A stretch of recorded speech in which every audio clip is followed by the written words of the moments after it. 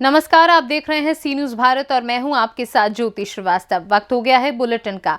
इस बुलेटिन में सबसे पहले दिखाएंगे आजमगढ़ की खबर, जहां लाइफलाइन हॉस्पिटल के आईसीयू कमरे में लगी आग। दूसरी ओर बलरामपुर की बात करेंगे, जहां एमएलके पीजी कॉलेज वनस्पति विज्ञान विभाग में शिक्षक अभिभावक गोष्ठी का आयोजन किया गया। आगे बताएंगे रामपुर की खबर, जहां इंटर की परीक्षा में दूसरे युवक की परीक्षा देते हुए युवक हुआ गिरफ्तार। आजमगढ़ राहुल नगर स्थित लाइफलाइन हॉस्पिटल में आईसीयू कमरे में आग लगने से हड़कंप मच गया। आपको बता दें कि लाइफलाइन हॉस्पिटल की महिला सफाई कर्मी से बातचीत में पता चला कि लगभग रात 12 बजे की घटना है और आग लगने से अफरा तफरी मच गई। मौके पर मौजूद लाइफलाइन हॉस्पिटल के स्टाफ जो वहां पर ऑन ड्यूटी में मौजूद थे, उसमें कुछ लोग आग के धुएं के चपेट में आए और मौके पर पहुंचे मीडिया कर्मियों को हॉस्पिटल मैनेजमेंट पीयूष सिंह द्वारा पहले गुमराह किया गया। वीडियो फोटो होने के बाद पीयूष सिंह यादव ने मीडिया को बयान देने से इनकार भी किया, लेकिन महिला सफाई कर्मी की बातचीत से पता चला कि जिन लोगों की तबीयत ज्यादा खराब हुई है उन्हें आईसीयू और जनरल वार्ड में रखकर ट्रीटमेंट किया जा रहा है, जो मीडिया कर्मियों को देखने भी नहीं दिया गया और उसमें से 2 लोगों की हालत नाजुक बताई जा रही है। हेलो हेलो, हाँ हेलो, हाँ हाँ, हम सी न्यूज भारत चैनल से बोल रहे थे, सीबी भास्कर। हाँ जी बताइए। सर पता चला यहाँ लाइफ लाइन में आग लग गई थी। हाँ, रात यहाँ पे हुआ था एक, मतलब ज्यादा कुछ इसमें क्षति तो नहीं हुई थी। इनका कुछ गैस किसी जगह, एक जगह इसमें आग लगी थी। गैस जो इनकी ऑक्सीजन सप्लाई में कुछ तो लीकेज हुआ था, उससे संबंध में इनकी आग लगी थी रात। तो वो जल्दी कंट्रोल कर ली गई थी जी, लेकिन हाँ लगी तो थी, कंट्रोल कर ली गई थी। कोई नुकसान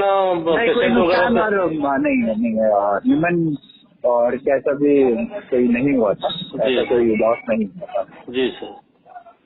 जल्दी कंट्रोल कर ली गई थी। इन्फॉर्मेशन के आई थिंक 15-20 मिनट के अंदर अंदर ही कंट्रोल कर ली गई। आजमगढ़ से सीनू संवाददाता सीबी भास्कर की report. MLK PG college Balrampur के वनस्पति विज्ञान विभाग में शुक्रवार को शिक्षक अभिभावक गोष्ठी का आयोजन किया गया। गोष्ठी में द्वितीय व चतुर्थ सेमेस्टर के छात्र छात्राओं के अभिभावकों ने शैक्षिक उन्नयन हेतु अपने अपने सुझाव दिए। कार्यक्रम का शुभारंभ करते हुए महाविद्यालय प्राचार्य प्रोफेसर जेपी पांडे ने कहा कि शिक्षा की गुणवत्ता को बनाए रखने के लिए अभिभावकों की भी भूमिका जरूरी है। अपने पालियों को शैक्षिक उन्नयन के प्रति जागरूक करना चाहिए। विभागाध्यक्ष डॉक्टर राजीव रंजन ने सभी छात्र छात्राओं को कक्षा में उपस्थित होकर जोर देते हुए उनके उज्जवल भविष्य की कामना की। इस दौरान अभिभावकों ने भी शिक्षा की गुणवत्ता को बनाए रखने व छात्रों के कक्षाओं में उपस्थित पर अपने सुझाव दिए। बलरामपुर से सीनू संवाददाता संदीप सक्सेना की रिपोर्ट। बांका जिले के चांदन थाना परिसर में शुक्रवार को शिवरात्रि को लेकर थाना अध्यक्ष नसीम खान की अध्यक्षता में शांति समिति की बैठक हुई। इस बैठक में चांदन प्रखंड के विभिन्न पंचायतों से वार्ड पंच, सरपंच एवं मुखिया जनप्रतिनिधियों ने भाग लिया। बैठक में थानाध्यक्ष नसीम खान ने कहा कि शिवरात्रि के दिन यानी कल अपने थाना क्षेत्र के अंतर्गत कई क्षेत्रों में धूमधाम से शिव बारात निकाली जाएगी। ऐसी स्थिति में पुलिस प्रशासन गश्त करती रहेगी, लेकिन आप सभी जनप्रतिनिधियों का भी दायित्व बनता है कि क्षेत्र में कहीं किसी प्रकार की घटना न हो। बांका से सीनू संवाददाता राकेश कुमार की रिपोर्ट। आज पूर्व निर्धारित कार्यक्रम के तहत यूपी के डिप्टी सीएम ब्रजेश पाठक जनपद फिरोजाबाद पहुंचे। उनका उड़न खटोला जिला मुख्यालय सिविल लाइन दवरई पर उतरा, जहां पर सदर विधायक मनीष असीजा सिंह, जिलाध्यक्ष राकेश शंखवार ने उनकी जोरदार अगवानी की, जिसके बाद डिप्टी सीएम सीधे सिरसागंज सीएचसी का निरीक्षण करने पहुंचे, जहां उन्होंने पत्रकारों से बातचीत करते हुए बताया कि पहले के उत्तर प्रदेश में और आज के उत्तर प्रदेश में कितना अंतर है। आज उत्तर प्रदेश विकास के पथ पर अग्रसर है। वहीं निरीक्षण के बाद डिप्टी सीएम सीधे पर्यटन मंत्री जयवीर सिंह के आवास पहुंचे, जहां उन्होंने पर्यटन मंत्री एवं उनके परिवार को सांत्वना दी। आराम से नीचे करो। पहले आजम खां की सदस्यता रद्द हुई। देखिए, हमारी सरकार उत्तर प्रदेश के नैरेटिव को बदलने में सफल रही है। आज उत्तर प्रदेश विकास के मामले में जाना जाता है। सर्वाधिक इंफ्रास्ट्रक्चर हमारे पास है। हमारे पास सर्वाधिक, भारत में जितने भी एक्सप्रेस है सर्वाधिक उत्तर प्रदेश में है। सर्वाधिक एयरपोर्ट्स हैं। बिजली लगातार मिल रही है। बेसिक शिक्षा के स्कूलों का कायाकल्प हुआ है, पंचायत भवन बने हैं। अब उत्तर प्रदेश को विकास के मामले में जाना जाता है। हम आर्थिक मोर्चे पर सीढ़ी नंबर 1 पर आ जाएंगे। विपक्षी दल लगातार उत्तर प्रदेश को जैसे समाजवादी पार्टी के शासनकाल में अपराध के लिए जाना जाता था, हत्या, लूट, डकैती, अपहरण, बलात्कार के लिए जाना जाता था। आज उत्तर प्रदेश की परिस्थितियां बदल चुकी हैं। उत्तर प्रदेश के लोग समझ चुके हैं कि भारतीय जनता पार्टी ही, आदरणीय मोदी जी ही प्रदेश को आगे बढ़ा सकते हैं, देश को आगे बढ़ा सकते हैं। उत्तर प्रदेश तेजी के साथ विकास के पथ पर आगे बढ़ रहा है। फिरोजाबाद से सीनू संवाददाता सन्नेश कुमार गुप्ता की रिपोर्ट।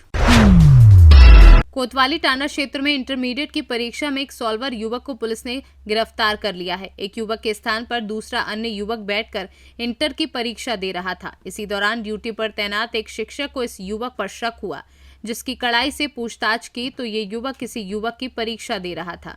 बहरहाल परीक्षा में तैनात शिक्षकों की मुस्तैदी की वजह से सॉल्वर युवक को पुलिस ने गिरफ्तार किया है और इस मामले में कोतवाली टांडा में 2 युवकों अंकित और आकाश के खिलाफ संबंधित धाराओं में पुलिस ने एफआईआर दर्ज कर एक युवक को गिरफ्तार कर लिया है। कि यह एक परीक्षार्थी जो राजकीय इंटर कॉलेज टांडा में इंटरमीडिएट हिंदी की परीक्षा देने के लिए आया हुआ था, उसमें अंकित पुत्र अतर सिंह के स्थान पर आकाश पुत्र खेम सिंह परीक्षा देते हुए पकड़ा गया और यह परीक्षा प्रारंभ होने के 20 मिनट बाद ही जब कक्ष निरीक्षक एक एक परीक्षार्थी का मिलान कर रहे थे प्रवेश पत्र से और उनके आधार कार्ड से, उसी समय जब उस बच्चे से पूछा गया तो उसने अपने पिता का नाम गलत बताया और उस हिचकिचाहट को देखते हुए यह लगा कि यह छद्म परीक्षार्थी हो सकता है और उससे जब कड़ाई से पूछताछ की गई तो उसने अपनी वास्तविकता बताई कि हम दूसरे के स्थान पर परीक्षा दे रहे हैं। तत्काल इसको संज्ञान में लेते हुए उसे अभिरक्षा में लिया गया और केंद्र व्यवस्थापक द्वारा तत्काल संबंधित थाने में उसके विरुद्ध प्रथम सूचना रिपोर्ट दर्ज कराते हुए उसे पुलिस को हैंडओवर कर दिया गया। हम लोगों की तरफ से स्पष्ट निर्देश सभी केंद्र व्यवस्थापकों को दिया गया है कि वह कोई भी परीक्षार्थी जो परीक्षा कक्ष में प्रवेश कर रहा है उसे परीक्षा कक्ष में जब कापियों पर हस्ताक्षर होते हैं उस समय भी एक बार दोबारा उसकी चेकिंग कर ली जाए ताकि यह साबित हो सके कि वास्तविक परीक्षार्थी ही परीक्षा दे रहा है। इस बार जो उपस्थिति पत्रक है जिस पर बच्चों की उपस्थिति ली जा रही है वो भी फोटो युक्त है और फोटो युक्त होने के कारण जब कोई भी हमारा कक्ष निरीक्षक बच्चे की उपस्थिति दर्ज कराता है तो वह बच्चे के फोटो का भी मिलान करता है और कहीं भी अगर फोटो मिसमैच होता है तो तत्काल उससे कड़ाई से पूछताछ की जा रही है और उसी का परिणाम है, यह कक्ष निरीक्षकों और केंद्र व्यवस्थापक की सतर्कता का परिणाम है कि यह छद्म परीक्षार्थी पकड़ा गया है और पुलिस की अभिरक्षा में दिया गया है। इस मामला दर्ज किया गया है? बिल्कुल, इसमें एफआईआर टांडा थाने में दर्ज कराई जा चुकी है। रामपुर से सीनू संवाददाता साजिद खान की रिपोर्ट। बांदा शहर के महाराणा प्रताप चौक की मूर्ति का अनावरण उत्तर प्रदेश के मुख्यमंत्री योगी आदित्यनाथ ने किया और कहा कि महाराणा प्रताप सिंह एक महान योद्धा शासक थे जिनके रास्ते पर चलकर देश को शक्ति प्रदान की जा सकती है। आगे उन्होंने कहा कि महाराणा प्रताप के संक्षिप्त जीवन का परिचय देते हुए कहा कि उन्होंने महज 28 वर्ष की उम्र में पिता का देहांत होने के बाद जब सत्ता संभाली तब मेवाड़ और चित्तौड़ दोनों उनके हाथ में नहीं थे। महाराणा प्रताप अकबर से लोहा लेते हुए मेवाड़ और चित्तौड़ को अपने राज्य में शामिल किया। उनकी वीर गाथा से आज की युवा पीढ़ी को सीख लेनी चाहिए। बांदा से सीनू संवाददाता कुलदीप त्रिपाठी की रिपोर्ट। हार्ट ब्लॉकेज की समस्या से ग्रसित झांसी के एक 65 वर्षीय मरीज का गाजियाबाद के वैशाली स्थित मैक्स सुपर स्पेशलिटी अस्पताल में सफलता के साथ इलाज किया गया। वो मेजर हार्ट ब्लॉकेज की समस्या से जूझ रहे थे और जब उन्हें अस्पताल लाया गया उस वक्त उनकी हालत बेहद नाजुक थी। मरीज की गहन जांच पड़ताल के बाद और उनकी हालत को देखते हुए डॉक्टरों ने उनकी coronary artery bypass graft surgery की। इस तरह सफल सर्जरी से मरीज को नया जीवन दिया गया। इसकी जानकारी देते हुए डॉक्टर अमित बाठला ने क्या कुछ बताया, आइए आपको सुनवाते हैं। हाँ जी, किस विषय पर बुलाई प्रेस वार्ता ये?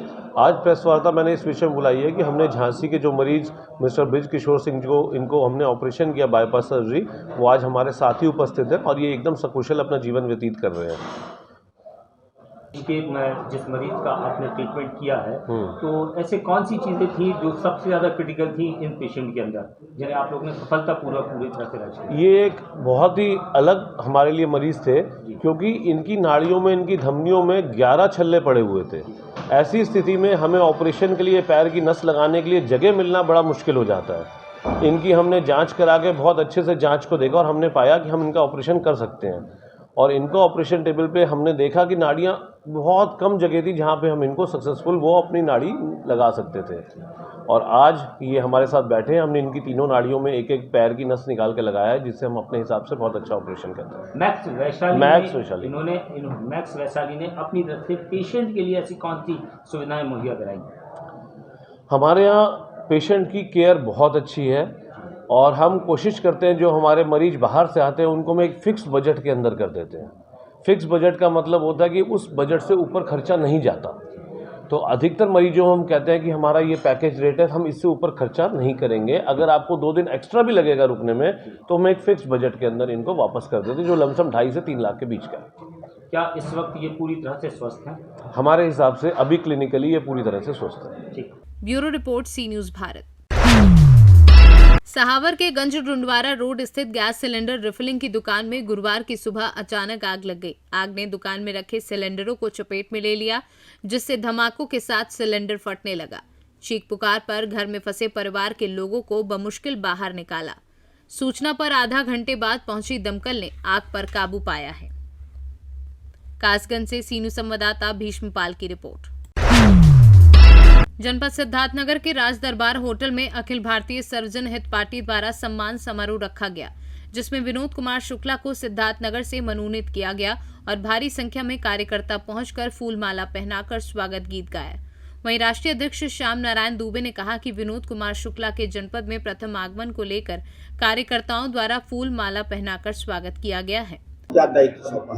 मेरा नाम विनोद कुमार शुक्ल है और सुपर चतिया मार्ग पर एक गांव बेहरा सुकुल है, वहीं से मैं बिलोंग करता हूं। और पार्टी ने जो हमको दायित्व दिया है, अखिल भारतीय सर्वजन पार्टी का जो जिले का जिम्मेदारी हमको सौंपा गया है, वह जिम्मेदारी का मैं पूर्ण रूप से, अंतःकरण से, रोम रोम से पूरा निर्वहन करूंगा। और जो हमसे बन पाएगा, शिक्षा, स्वास्थ्य, शोषित, वंचित, वो जो भी लड़ाई लड़ी जा सकेगी, जो सार्थक होगा, उसके लिए मैं पूरा प्रयास करूंगा। आगे नारायण जाने। संगठन को मजबूत करने के लिए क्या करेंगे? संगठन मजबूत करने के लिए मैं प्रॉपर यहाँ समय दूंगा और जो भी बिंदुवार हमारे टर्म्स कंडीशन है अपने अखिल भारतीय सर्वजन हित पार्टी के, उस बिंदुओं पर मूल रूप से मेरा फोकस रहेगा, जिसमें शिक्षा, स्वास्थ्य, ये तो मैंने पहले भी बताया है, मेन फोकस मेरा यही रहेगा। आज श्री विनोद कुमार शुक्ल जी को जिले का अखिल भारतीय सर्वजन हित पार्टी का दायित्व सौंपा गया है। उसी उपलक्ष्य में आज इनका जिले पर प्रथम आगमन पर कार्यकर्ताओं के द्वारा स्वागत किया गया है इनके जिला अध्यक्ष बनने पर, और सारे लोगों ने इनको जिला अध्यक्ष बनने की बधाई दी है और अपेक्षा की है कि निश्चित ये पार्टी को अपने जिले में, प्रदेश में आगे ले जाने का कार्य करेंगे। सिद्धार्थनगर से सीनू संवाददाता धर्मेंद्र कुमार की रिपोर्ट। फिलहाल इस बुलेटिन में बस इतना ही। देश और दुनिया की बाकी खबरों के लिए आप देखते रहिए सी न्यूज़ भारत।